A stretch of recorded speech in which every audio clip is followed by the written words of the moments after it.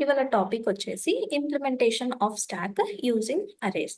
So స్టాక్‌ని మనము 2 వేస్‌గా ఇంప్లిమెంట్ చేయొచ్చు. సో వన్ వే వచ్చేసి లైక్ స్టాటిక్ మెమరీ అలొకేషన్ అంటే యూజింగ్ అరేస్.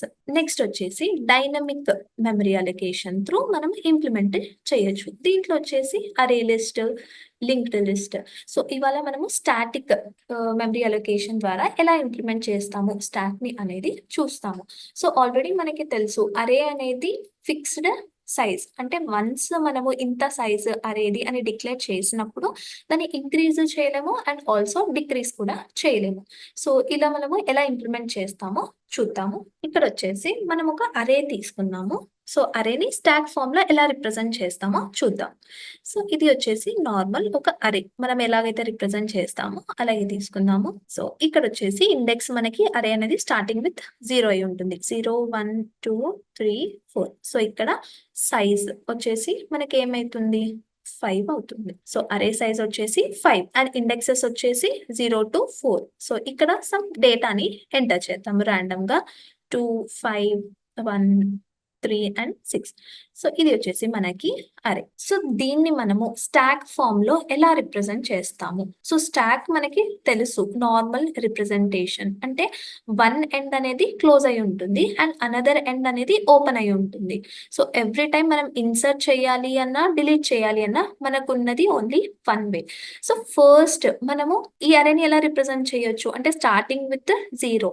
సో ఇక్కడ మనకి టాప్ అని ఒక పాయింటర్ ఉంటుంది. ఆల్వేస్ దాని డిఫాల్ట్ పొజిషన్ -1. సో ఎప్పుడైతే ఒక డేటాని నేను ఎంటర్ చేస్తానో సో ఇప్పుడు ఫస్ట్ మనకి 2 అనేది ఎంటర్ అవ్వాలి. 2 అనేది ఎంటర్ అవుతుంది.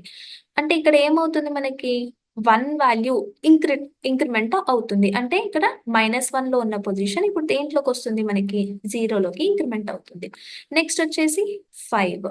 దీని ఇండెక్స్ వాల్యూ వచ్చేసి 1. Next 1 data 3. నెక్స్ట్ వచ్చేసి 6. సో ఇలా ఒక అరేని మనము స్టాక్ ఫామ్ లో రిప్రజెంట్ చేస్తున్నాము. సో అరేలో కూడా మనకి ఇండెక్సెస్ 0 to 4 అనేటివి ఉన్నాయి.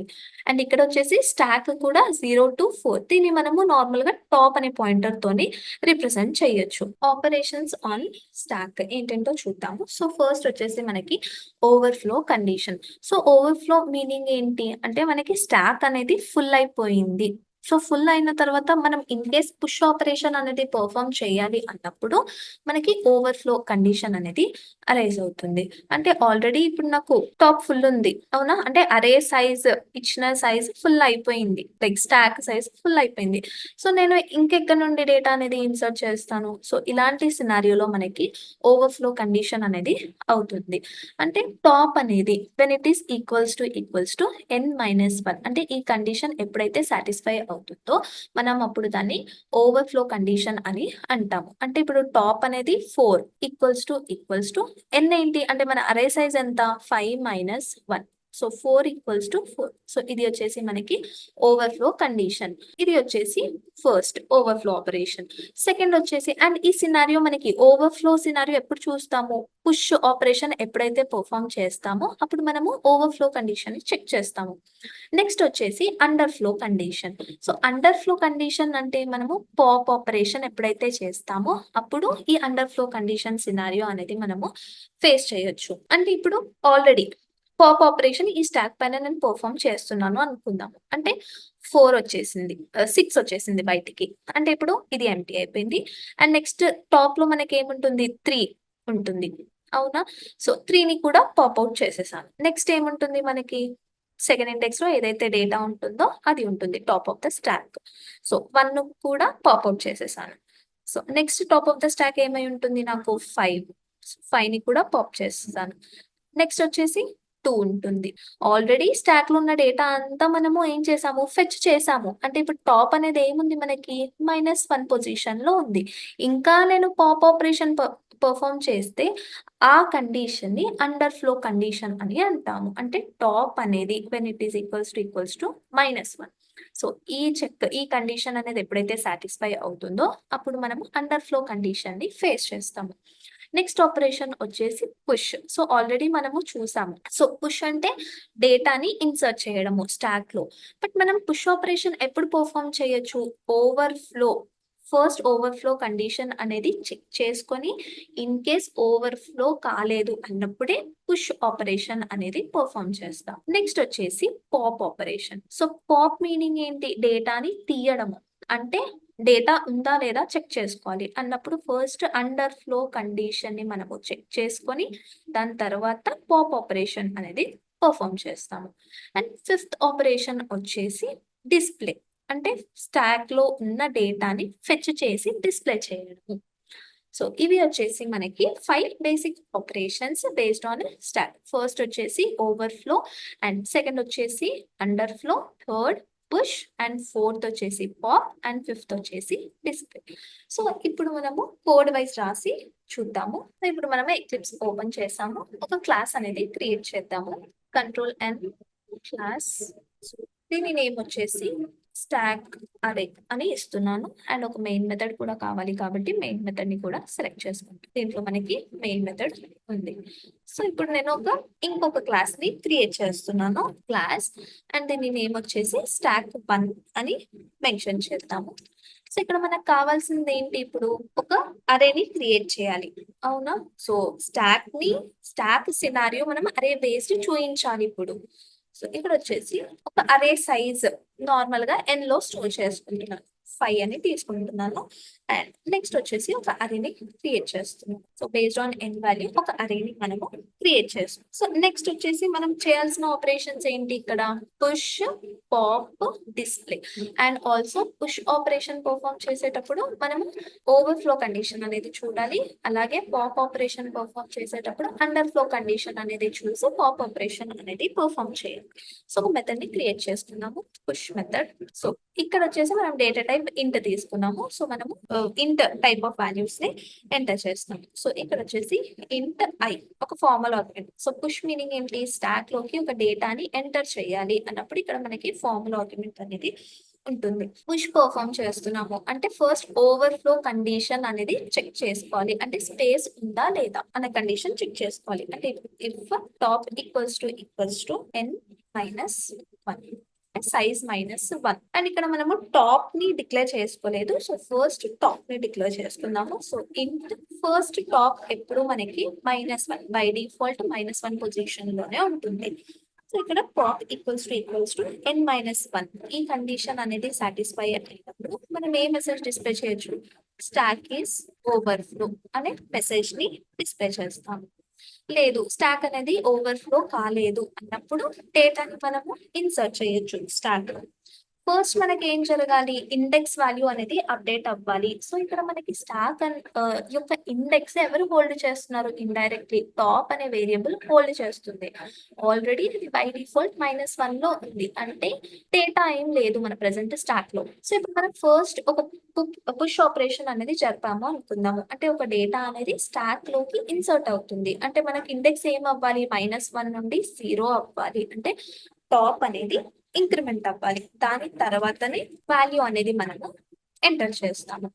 సో ఇక్కడ ఇందాక చెప్తున్నట్టే టాప్ లోకి ఎందుకు సెండ్ చేస్తున్నాము అంటే ఇండైరెక్ట్ గా మనకి ఆ ఇండెక్స్ యొక్క పొజిషన్ టాప్ ఏ హోల్డ్ చేస్తుంది కాబట్టి డైరెక్ట్ టాప్ లోకి మనము ఎంటర్ చేసుకోవచ్చు. అంటే ఇప్పుడు టాప్ -1 లో ఉంది, ఇంక్రిమెంట్ అంటున్నాము అంటే ఇప్పుడు టాప్ ఏమవుతుంది? మనకి 0 అవుతుంది. అంటే ఇండైరెక్ట్ గా ఏంటి? ఏ ఆఫ్ 0 లోకి సమ్ డేటాని ఎంటర్ చేయండి. సో ఇది వచ్చేసి దీని మీనింగ్. ఇది వచ్చేసి పుష్ ఆపరేషన్. నెక్స్ట్ వచ్చేసి పాప్ మెథడ్ క్రియేట్ చేద్దాము. పాప్ అన్నప్పుడు మనము ఏ స్పెసిఫిక్ గా డేటా అనేది డిలీట్ చేయమని చెప్పలేము. So top of the stock ఏదైతే ఉంటుందో అదే డేటా మనకి డిలీట్ అవుతుంది. సో పాప్ అప్పుడు మనకి ఏ కండిషన్ చెక్ చేసుకోవాలి? మనకు under flow condition. So under flow condition meaning ఏంటి? టాప్ అనేది -1 కి ఈక్వల్ అవుతే అది అండర్ ఫ్లో కండిషన్ అవుతుంది. స్టాక్ ఇస్ అండర్ ఫ్లో అనే మెసేజ్ ని మనము ప్రింట్ చేద్దాం. ఇన్ కేస్ అండర్ ఫ్లో కాలేదు అన్నప్పుడు మనం ఏం చేయొచ్చు? పాప్ అనే ఆపరేషన్ ని పర్ఫామ్ చేయొచ్చు. అంటే ఇక్కడ మనం ఎలాగో డిలీట్ చేస్తాము. అంటే ఇక్కడ ఏంటి మీనింగ్, టాప్ అనేది డిక్రీజ్ అవుతుంది. పుష్ ఆపరేషన్ ఎప్పుడైతే పర్ఫామ్ చేస్తామో అప్పుడు ఇంక్రిమెంట్ చేస్తాము.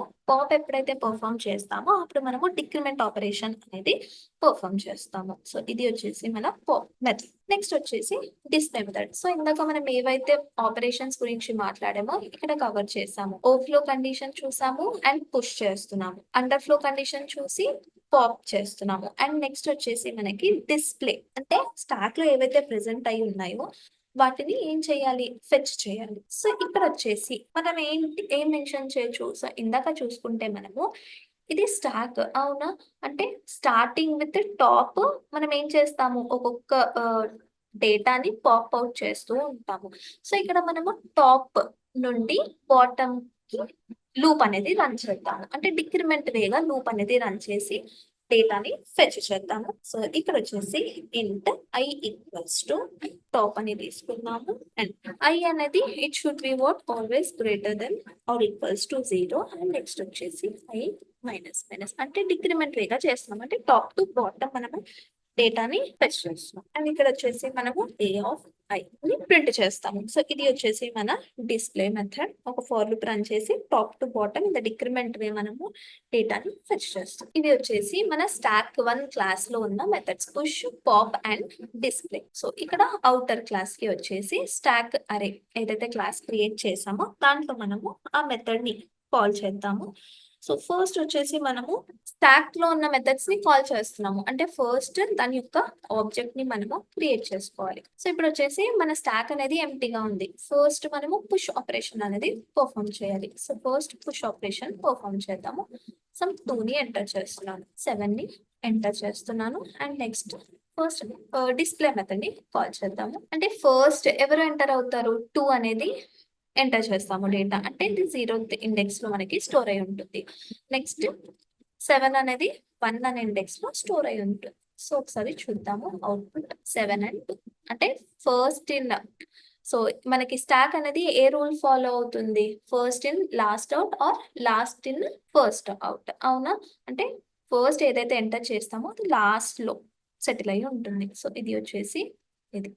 ఇన్ కేస్ మనము ఇంకొక డేటాని ఎంటర్ చేద్దాము. సో ఇక్కడ వచ్చేసి స్టాక్ ఈస్ ఓవర్ఫ్లో అని వస్తుంది. అంటే మనం ఇందాక అరే సైజ్ 5 అని మెన్షన్ చేసాము. అంటే ఓన్లీ 0 to 4th ఇండెక్స్ వరకే మనం డేటాని ఎంటర్ చేయగలుగుతాము. అంటే ఇప్పుడు ఇది 0, ఇది 1, ఇది 2, ఇది 3 అండ్ ఇది 4. ఆల్రెడీ మన స్టాక్ అనేది ఫుల్ అయిపోయింది. సో ఇక్కడ నేను 12 ని ఎప్పుడైతే పుష్ చేయాలి అనుకుంటున్నానో అప్పుడు నాకు స్టాక్ ఈస్ ఓవర్ఫ్లో అనే మెసేజ్ అనేది డిస్ప్లే అవుతుంది. సో ఇది వచ్చేసి push and overflow. So next వచ్చేసి పాప్ ఆపరేషన్ పర్ఫామ్ చేద్దాము. అంటే టాప్ ఆఫ్ ద స్టాక్ ఏదైతే ఉంటుందో, ఇప్పుడు టాప్ ఆఫ్ ద స్టాక్ మనకి 11 అనేది ఉంది. సో 11 అనేది పాప్ అయిపోతుంది. సో ఇక్కడ వచ్చేసి మనకి అండర్ ఫ్లో అని వస్తుంది. అంటే మనం ఎన్ని డేటాని పుష్ చేసాము, 5 డేటాస్ ని పుష్ చేసాము. అంటే 5 పాప్ ఆపరేషన్స్ పర్ఫామ్ చేసాము. 6th పాప్ ఆపరేషన్ నేను ఎప్పుడైతే పర్ఫామ్ చేయాలి అనుకుంటున్నానో నాకు అప్పుడు అండర్ ఫ్లో కండిషన్ అనేది రైస్ అవుతుంది. ఎందుకు, టాప్ అనేది -1 లో ఉంది, ఇంకా డేటా అనేది మనకి ప్రెసెంట్ అయ్యి లేదు, అందుకని అండర్ ఫ్లో అని ప్రింట్ అవుతుంది. అండ్ నెక్స్ట్ వచ్చేసి డిస్ప్లే మెథడ్. సో ఇలా మనము స్టాక్ ని అరే యూజ్ చేసి ఇంప్లిమెంట్ చేసాము స్టాటిక్ మెమరీ అలొకేషన్ వేలో. సో నెక్స్ట్ క్లాస్ లో వచ్చేసి వేరే టాపిక్ అనేది డిస్కస్ చేద్దాము.